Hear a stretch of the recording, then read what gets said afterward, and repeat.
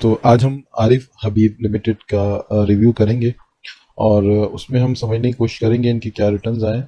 आरिफ हबीब limited brokerage house भी आपको मालूम है कि स्टॉक एक्सचेंज में अकाउंट बनवाने के हवाले से और आईपीओ सबसे ज़्यादा मुझे जहाँ तक मेरी मालूमात है उसमें जो बहुत सारी कंपनीज ऐसी हैं जिनका आईपीओ आरिफ हबीब ने किया और एक पुराना ब्रोकर है। तो एक अच्छी जो है वो कंपनी है।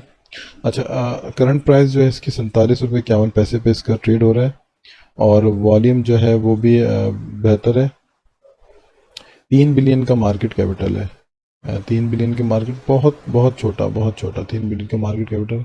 अर्निंग पर शेयर 2.83 है और प्राइस टू अर्निंग रेशियो 16, बहुत ज़्यादा है। ठीक है, तो ये चीज़ आपको नोट करनी होती है जब भी आप ख़रीदते हैं। तो प्राइस टू अर्निंग रेशियो कम होना चाहिए। प्राइस टू अर्निंग रेशियो होता है कि अर्निंग पर शेयर और जो करंट प्राइस होती है उसे हम डिवाइड करते हैं तो वो हमारा प्राइस टू अर्निंग रेशियो आ जाता है। तो इसलिए जो है ये बहुत ज़्यादा है। और डिविडेंड 2 रुपये 50 पैसे का इन्होंने अनाउंस किया था और फ्री फ्लोट शेयर 30% है जो कि बनते हैं 19 मिलियन और टोटल जो शेयर्स हैं वो 65 मिलियन है सॉरी। और बीटा वैल्यू 1.1057 है।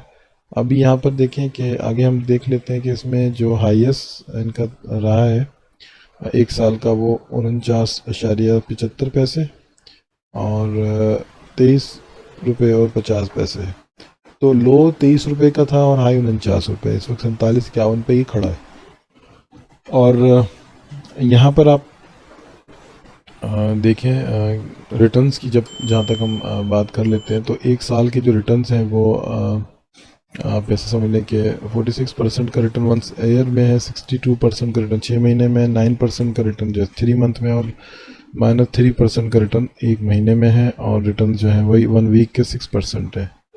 ठीक है, इसके अलावा आप देखें कि नेट प्रॉफिट ग्रोथ इसका -77% में आ रहा है और अर्निंग पर शेयर 2 पॉइंट मतलब ये मुझे नहीं लगता कि ये लॉन्ग टर्म में ये कंपनी जो है कोई ख़ास आपको बेनिफिट दे सकती है। शॉर्ट टर्म में तो इसका कुछ, क्योंकि बीटा वैल्यू बेहतर है तो शॉर्ट टर्म में तो आप इसमें इन्वेस्ट करके और शॉर्ट टर्म में आप इसमें कुछ हासिल कर सकते हैं, लेकिन लॉन्ग टर्म में इसका इतना अच्छा नहीं है।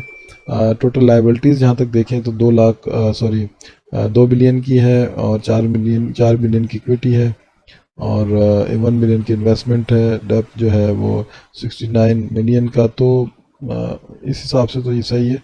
बाकी हम ये देख लेते हैं 2000 यहाँ 7 हमने लिखना चाहिए था लेकिन 4 लिखा हुआ है।